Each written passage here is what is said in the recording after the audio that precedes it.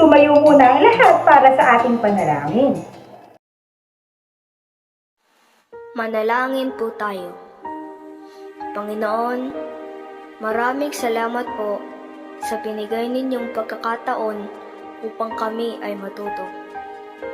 Gabayan mo po kaming lahat upang malinang ang aming isipan at maunawaan ng lubos ang mga leksyon na ituturo sa amin. Pagpalain niyo po ang aming mga guro sa matiyagang pagtuturo at pag-aatid sa amin ng mga leksyon sa araw-araw. Maraming salamat po, Panginoon. Ikaw po ang aming sandigan at lakas. Amen.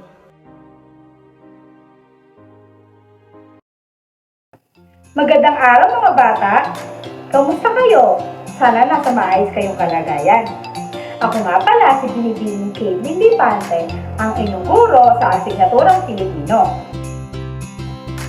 Bago tayo magsimula, ay maaari ba na pulutin niyo muna ang mga kalat sa inyong paligid at umayos sa kanilang pinangupuan? Magaling kung ganon! Paalala lamang, makinig na mabuti sa mga sasabihin ng guro. Nang sa ganon ay marami kayong matutunan at marami kayong maisagot sa inyong mga pagsusulit. Yun lamang! Sino sa inyo ang nais tumayo at kumanta? Okay, tumayo ang lahat at tayo sasayaw at kakanta.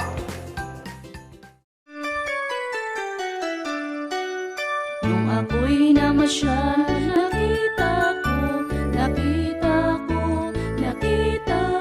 Nung ako'y namasyal, nakita ko ang mga bananda. Nung ako'y namasyal, nakita ko.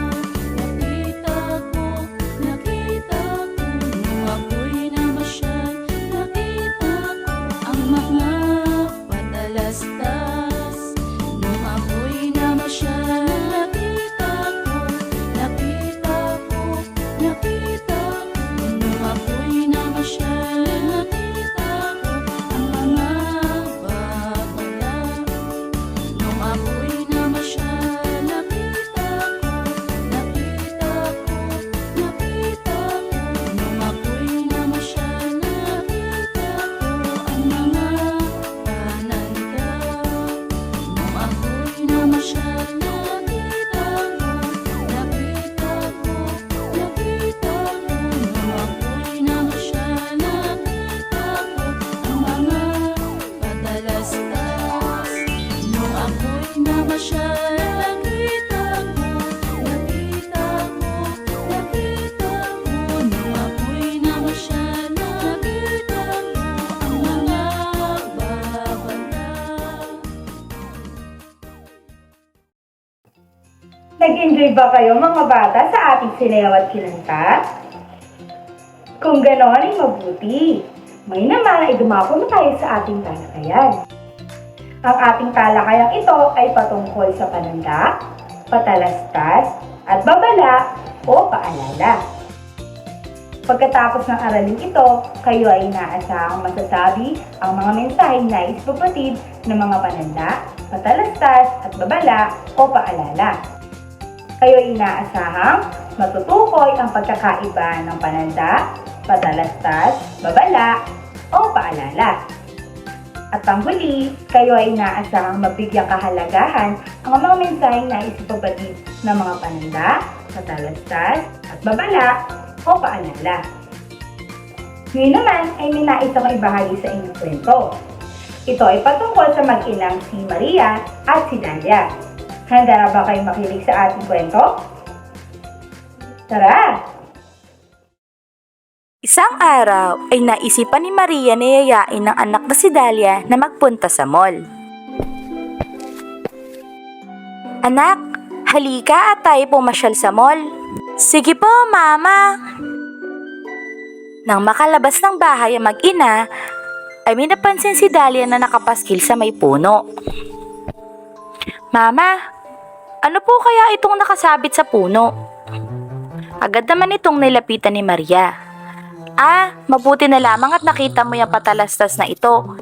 Nag-anunsyo ang barangay na hihina ang supply ng tubig dito sa ating barangay. Kung kaya naman ay pinaghahanda ang lahat na magreserba ng tubig. Habang patawid sa daan na mag-ina, ay may nakitang pananda sa daan si Dahlia. At ito'y tinanong niya sa kanyang ina. Mama, ano pong ibig sabihin na nakapaskil na yan? Anak, iyan na pananda na ito ang tamang tawiran. At kung mapapansin mo ay may mga guhit na puti sa daan. Kapag nakakita ka ng ganyan sa kalsada, ibig sabihin dyan ang tamang tawiran. Mama, andito na tayo.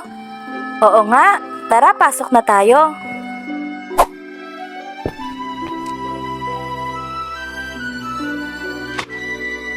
Pagpasok ng mall ay agad tumakbo si Dahlia papalayo. Dahlia, huwag ka tumakbo, baka madulas ka. Nakikita mo ba yung babala na iyon? Mag-ingat daw dahil basa ang sahig at nakakadulas. Mama, tayo po muna kumain at pagkatapos po ay gusto ko pong bumili ng damit. Sige anak. May hawak pang inumin si Dahlia dahil hindi niya ito naubos kanina. Habang sila ay naglalakad papasok sa loob ng bilihan na damit, ay hinarang siya ng security guard. Oh, bawal po ang pagkain na yan sa loob. Hindi niyo po ba yan nabasa? Hala, pasensya na po. Hindi po namin nakita ang nakapaskil. Bawal pong ipasok ang pagkain at inumin sa loob ng tindahan dahil baka madumihan ng mga panindang damit. Kaya po ubusin niyo muna yan bago kayo pumasok. Sige po. Tignan mo na, Dahlia. Napagalitan tuloy tayo. Kaya napakahalaga na mapagmasid tayo sa ating paligid.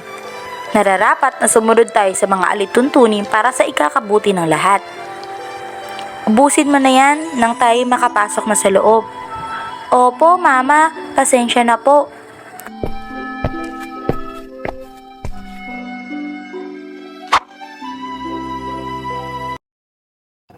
Lubusan niyo bang naintindihan ang napakinggan at napanood ninyong kwento?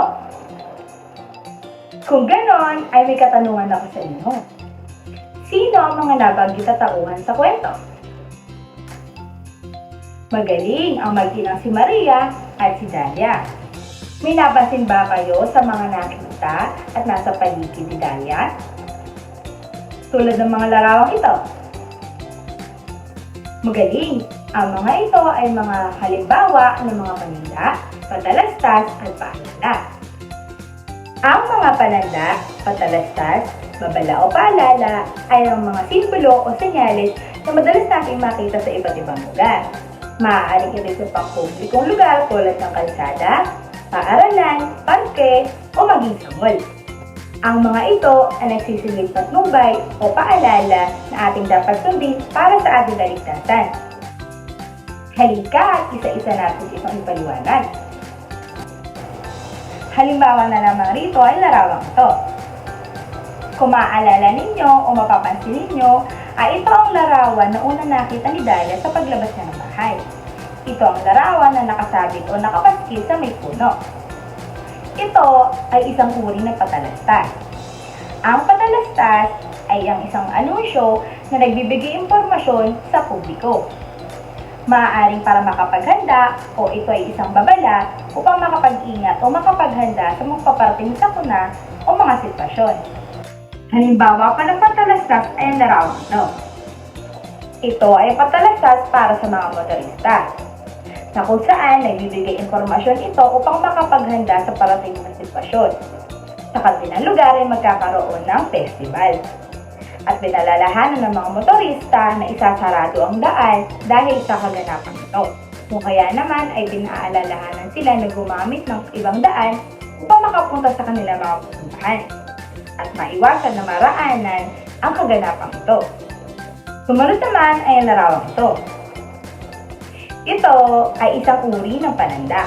Ang pananda ay ginagamit upang ituro ang isang posisyon, pook o direksyon. Katulad ng larawang ito, ang larawang ito ay nagbibigay ng mensahe na kung saan dito sa lugar na ito ang tamang tawiran. Naaalala niyo ba sa kwento na kung saan pinaliwanag ni Maria kay Dalia ang ibig sabihin ng senyales na ito? Ang sinabi niya, doon ng tamang tawiran at kapag nakakita siya ng linyong mga puti sa kalsada, ay doon ng tamang tawiran. Halimbawa pa ng mga pananda ay mga ito. Sa unang larawan ay nagbibigay ng mensahe na bawal hawakan o pitasin ang bulaklak o mga halaman sa lugar na iyon. Habang sa pangalawang larawan naman ay nakalagay na bawal magtapon ng basura sa lugar na iyon. Pero tatandaan natin na hindi lamang sa lugar na iyon bawal magtapon ng basura dahil ang ating mga basura ay saan tinatapon? Magaling sa tamang tapunan, kundi sa basurahan. Sumunod naman ay ang babala. Ang babala ay ang simbolo o senyales na ating makikita sa paligid na kung saan tayo pinapaalalahanan na mag-ingat. Halimbawa ay ito. Ito ay nagbibigay ng mensahe na huwag dumaan o tumakbo sa lugar na iyon dahil madulas. Maaaring ito dahil may tubig o bagong linis lamang. Kung maaalala ninyo, ang larawang ito ay ang nakita ni Maria na nakaslahi, na kung saan tumakbo si Dalia at pinalalahanan niya ang kanyang anak na mag-ingat dahil madulas dito. Halimbawa pa ng mga babala ay ang mga ito. Sa unang larawan ay nagpapaalala na mag-ingat sa aso dahil ito ay nangangagat. Maaaring sa lugar na iyon ay may mga mapanganib na aso o mga agresibong aso na maaaring tayo ay makagat kung ating hawakan o lapitan. Sumunod naman ay ito. Ang larawang ito ay nagpapaalala na tumigil o manatili sa lugar na ito. Maaaring na ito ay para sa tao o pangat sa mga motorista. Ito ay kadalasan nakakita natin sa mga pampublikong lugar, tulad ng kalsada o mga daanan. Ang panghuli ay ang paalala. Ang paalala ay nagbibigay sa atin ng panuto o ng direksyon sa dapat nating gawin.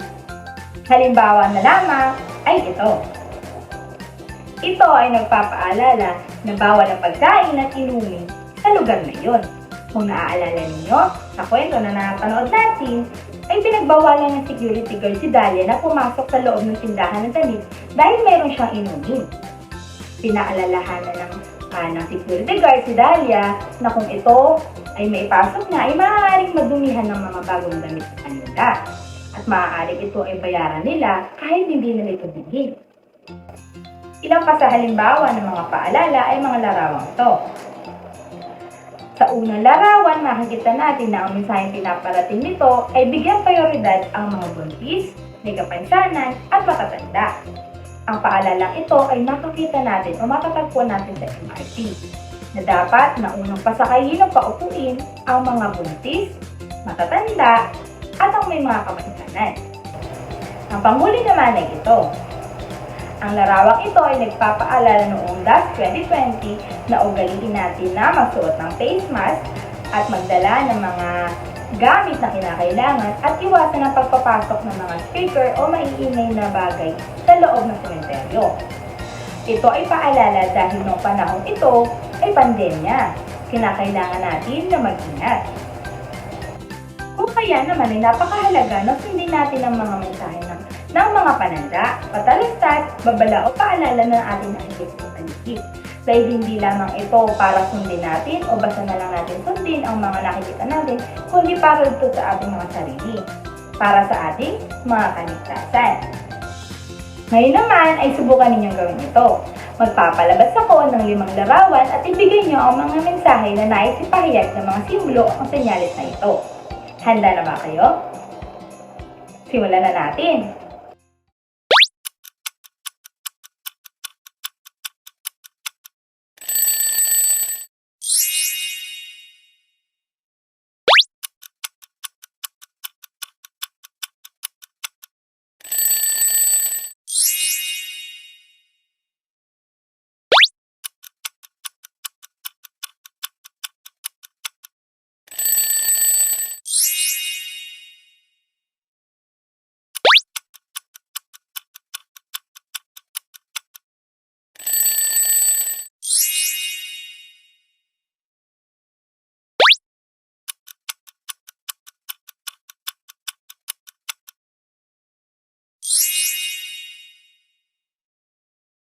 Mahuhusay! Ngayon naman ay kunin niyo ang inyong kwaderno at subukan ninyong sagutan ito. Ang inyong gagawin ay iguhit ang masayang muka kung ang pahayag ay nagsasabi na pagsunod sa mensahe ng pananda, patalastas, babala o paalala. At malungkot na mukha naman kung hindi. Para sa pangunang bilang, nagtapon ng basura sa ilog si Aling Nena. Kahit pinakita siyang babala na bawal magtapon ng basura rito. Para naman sa pangalawang bilang, namasyal ka sa parke na may babala na bawal tapakan ng damo. Ngunit hindi mo ito pinansin at patuloy ka pa rin sa paglalakad at pagtapak sa damuhan. Pangatlo, tumawid si Alvin sa tamang tawiran. Pang-apat, si Maricel ay pumasok sa palikuran na may nakapaskil na paglalarawan ng babae. Pang-lima, agad na nagsuot ng face mask si Jose na makita niya sa harap ng mall ang patalastas sa LED screen na ugaling magsuot ng face mask bago pumasok sa loob ng mall.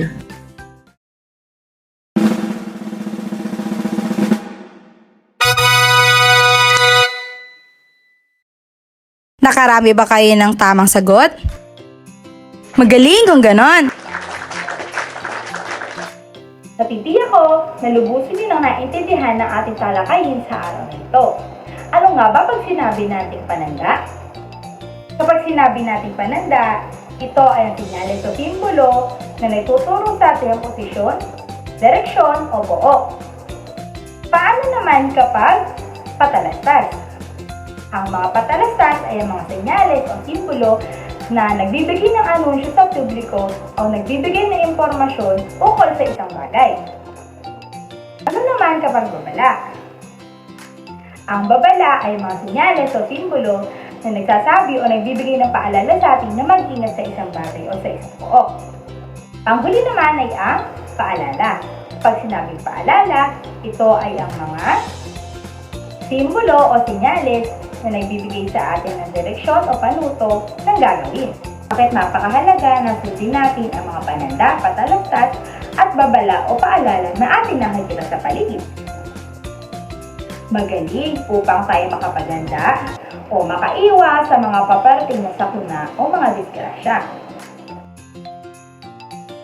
Para sa inyong pagsusulit, kunin ang inyong kwaderno at sagutan ng mga sumusunod. Piliin lamang ang titik ng mga tamang sagot.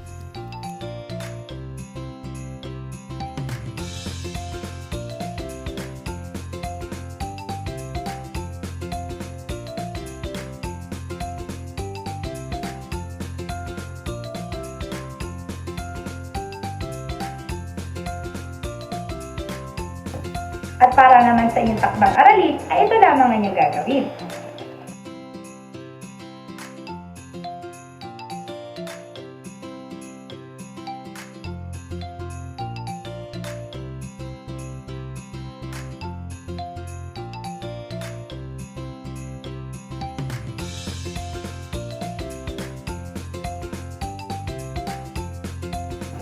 At dito na nagtatapos ang ating aralin sa araw na ito. Sana'y marami kayo natutunan kay Binibining Caitlin. Maraming salamat sa inyong pakikinig, Bagtang Isa. Sa susunod ulit na ating aralin. Paalam!